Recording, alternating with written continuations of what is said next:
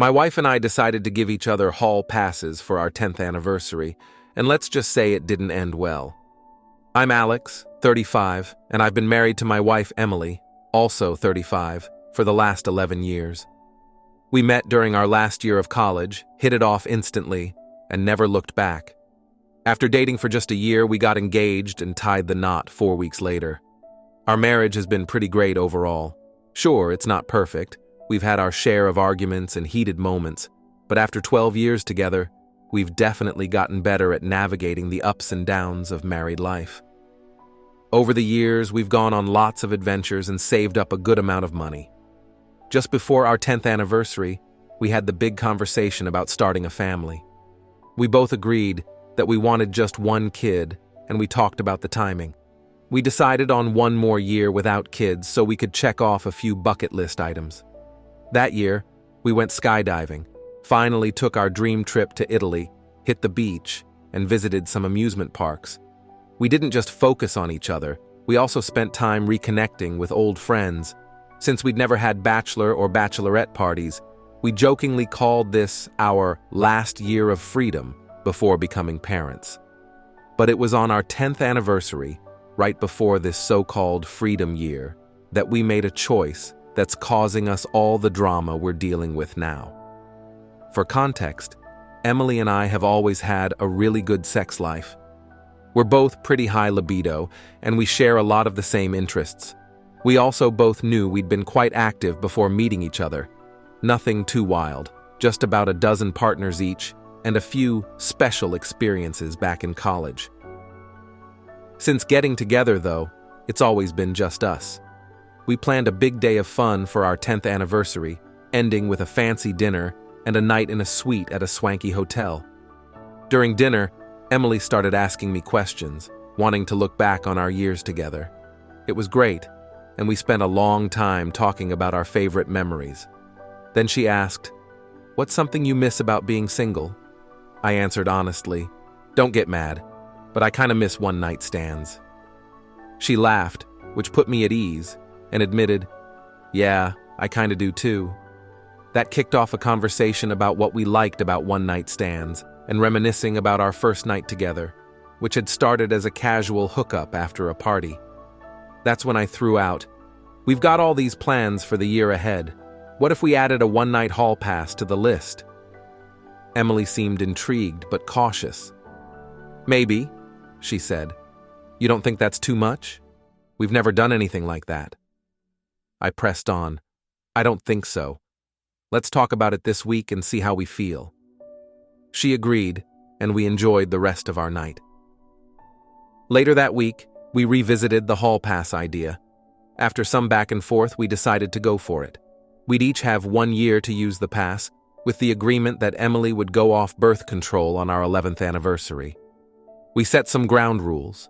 It was a one-night-only deal with someone outside our circle. We had to be safe and smart about it, and we had to let each other know when we were using the pass, at least a quick text if it was happening spontaneously. That year, we did everything we'd planned. I got on the dating apps and eventually found someone, a 30-year-old woman whose husband had just opened their marriage. She wasn't sure what she wanted from the arrangement and thought a one-night stand would be a good way to test the waters. I was the perfect fit since that was all I was looking for too. We met, had a fun night, and I let Emily know beforehand. She was happy for me, and when I got home the next day, she reclaimed me. I figured Emily would use her pass soon after, but I was wrong. Throughout the year, I kept asking if she'd found anyone. She always said no, mentioning that none of the profiles stood out, and maybe it was her. She told me she was interested in a younger guy, maybe around 25, but the ones she found seemed arrogant or immature. Almost 11 months in, Emily finally told me she was ready to use her hall pass. By then, I'd started feeling guilty, thinking she wasn't going to use hers. She explained that her situation was a bit unique and wanted to confirm if it still fit our rules because she didn't want to cross any lines. Emily told me that for the last 3 months, there had been a 23-year-old intern, Chris, working in another department at her company. They'd interacted here and there, mostly about work, since their departments often had to collaborate.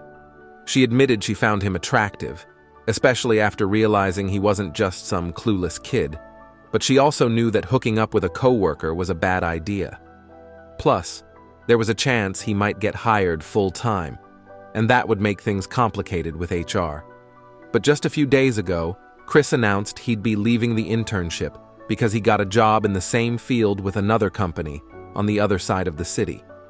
It seemed unlikely their paths would cross again, so Emily asked me if this was out of our lives enough to fit within our rules.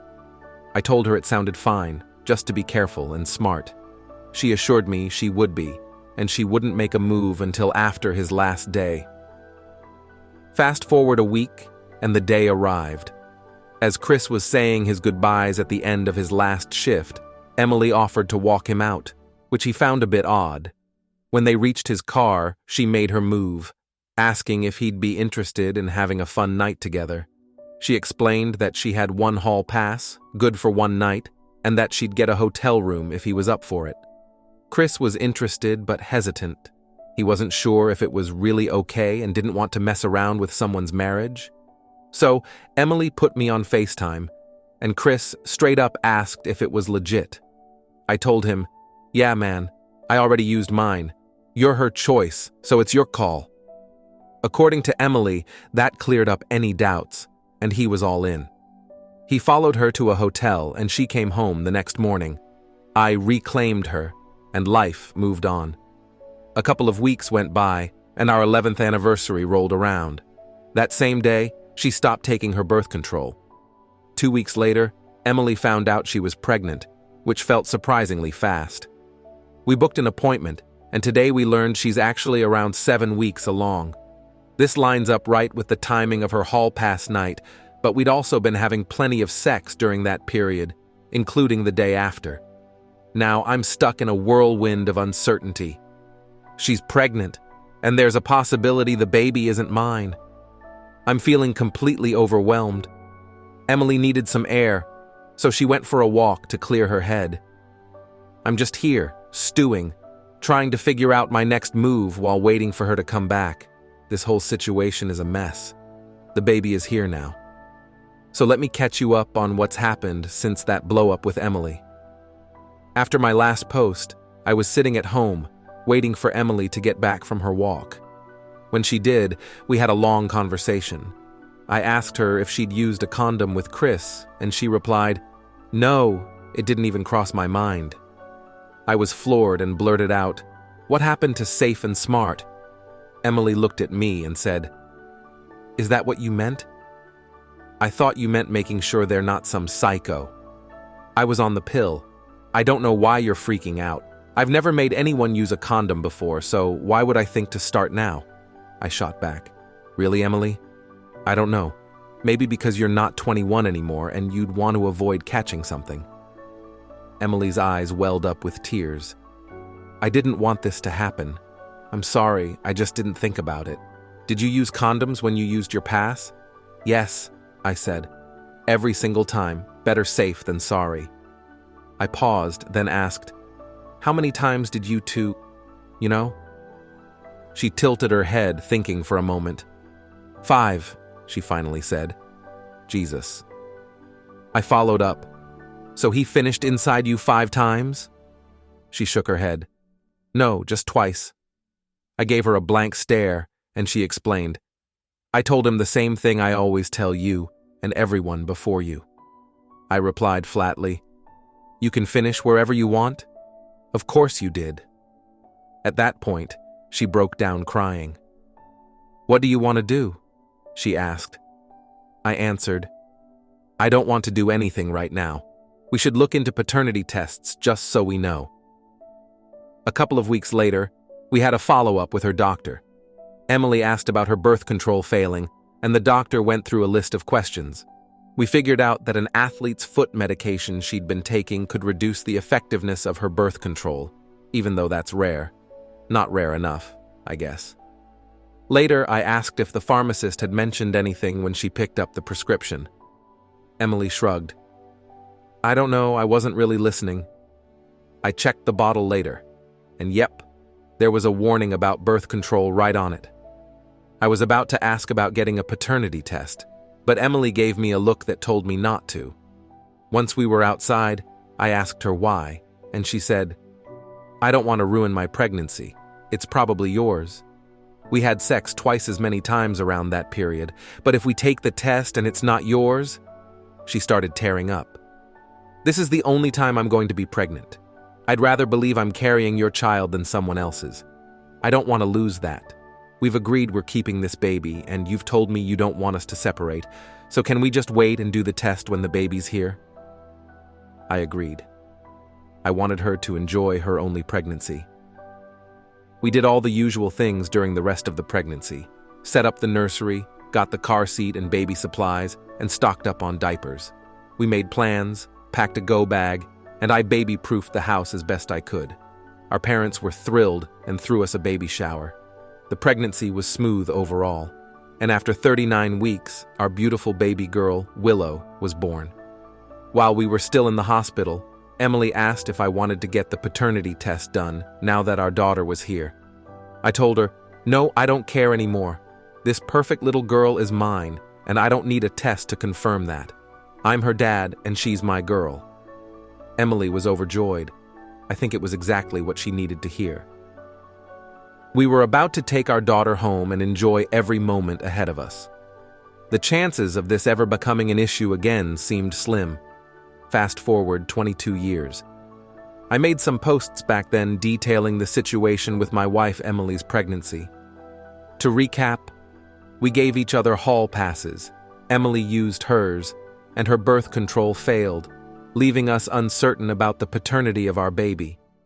We decided to keep the baby no matter what, and chose not to get a paternity test, raising our daughter, Willow, together. Willow is now 22, a senior in college, and she always comes home for extended breaks and summers. Her university is only about an hour away, the same one Emily and I graduated from. She's an amazing young woman with a bright future ahead. This year, Willow asked if she could bring her boyfriend Carter home for the holidays. They've been together for about 9 months, and we agreed. The night they arrived, we had a big dinner planned. It was going great, and we were getting to know Carter. He seemed like a nice kid.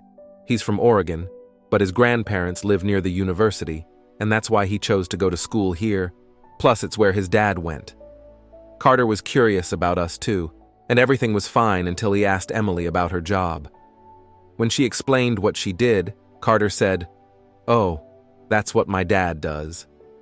He went on to share that his dad interned at Emily's company before moving to a rival firm and eventually relocating to Oregon for a promotion. I saw Emily's face change, and I felt my stomach drop. I barely held it together. Emily, trying to stay calm, asked, "Carter, is that a nickname or were you named after the actor?" He laughed. "Sort of, it's actually my last name, Woodson. My first name is Josh, but everyone's called me Woody since middle school. You know, because it was funny when we were 12 and I just rolled with it." Emily was visibly shaken. "And what's your dad's name? I might remember him." Carter responded, "Wesley Woodson, but most people call him Wes." I felt like I was going to faint. Emily and I played it cool, but Willow noticed and asked if something was wrong. We quickly changed the subject and ended up playing Mario Party 30 with them, trying to distract ourselves. Afterward, they went off to Willow's room, and we rushed into ours. "What the hell?" I blurted out. Emily was just as freaked out. "I know, right? What are the odds? Out of all the people in the world, she ends up with him. Oh my God, she might be sleeping with her own brother." I was in denial. "Are you sure? Maybe they're not even doing that." Emily shot me a look. "Seriously?" "She tells me everything.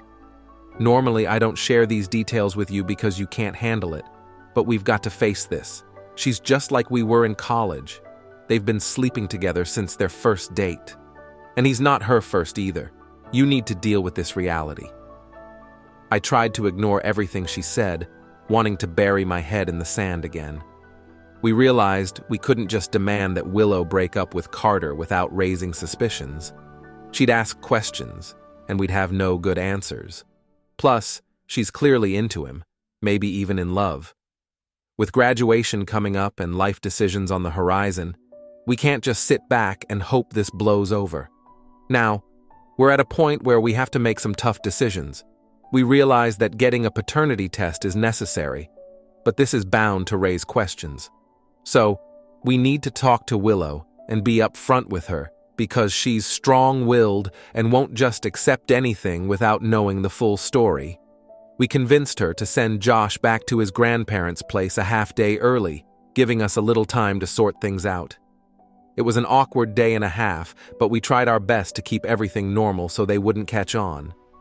Then, we sat her down and explained the whole situation as delicately as possible, about the hall passes, about Wes, and our decision not to get a paternity test back then. Willow looked like she was going to be sick. She was furious and disgusted, and I can't blame her. In a single moment, she found out she might not know who her biological father is and that she could be in a sexual relationship with her half-brother. We got the paternity test done, and now we're stuck in this 5-day waiting period for the results. Willow's pretending to be sick to avoid seeing Josh and to keep him from coming back here. They're still talking, but she's sad, and her downcast tone is helping sell the whole sick act. She's just hoping the test results show that I'm her dad.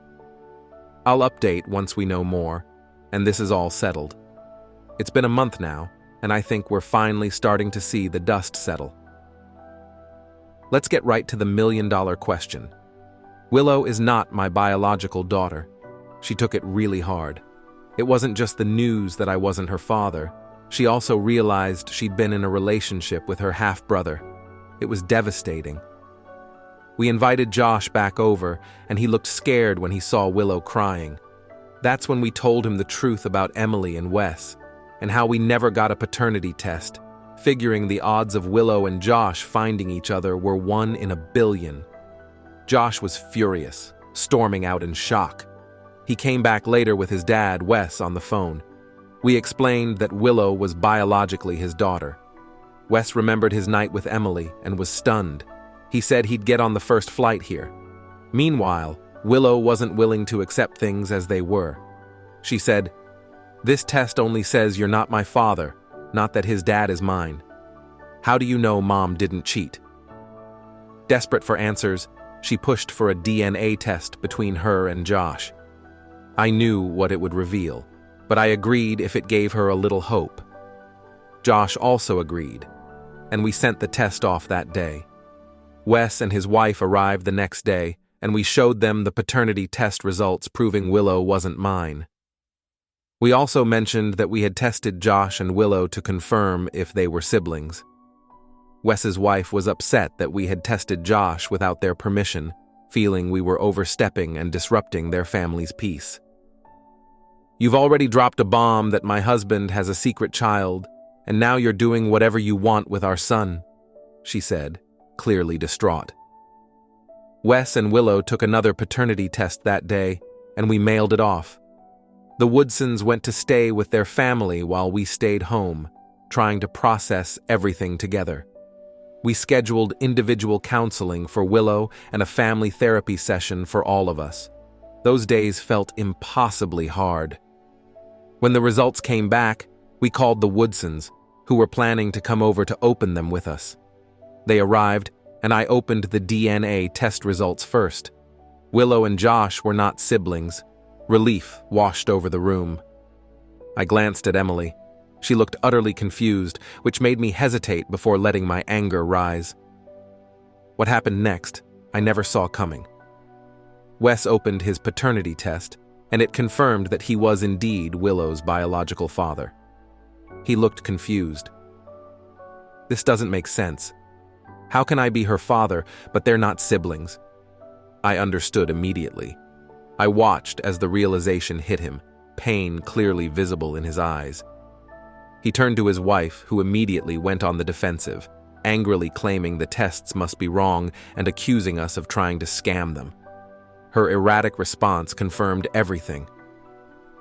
In the weeks since, Willow and Josh have broken up but are still staying friends. They've been through so much in such a short time, and they're leaning on each other for support. Willow told me that Wes has been digging into his life, and has uncovered awful truths. He learned that his wife had been cheating on him for years, even before they got married. Woody's younger brother, who is 14, also turned out to be a product of her infidelity with a different father than Josh. To top it off, Wes found her very active account on a cheating forum where she boasted about her affairs, describing herself as living life to the fullest. Wes has already started the divorce process, and the prenup his parents insisted on will be a blessing. Wes called me today to ask about forming a relationship with Willow. He has a lot of mixed feelings, especially after being in the dark for over 20 years. But he wants to be involved now. I told him it's up to Willow to decide. We're still in family therapy, trying to help Willow navigate this mess. She's holding up pretty well, considering everything. I'm not sure what the future holds for all of us, but we're taking it one day at a time.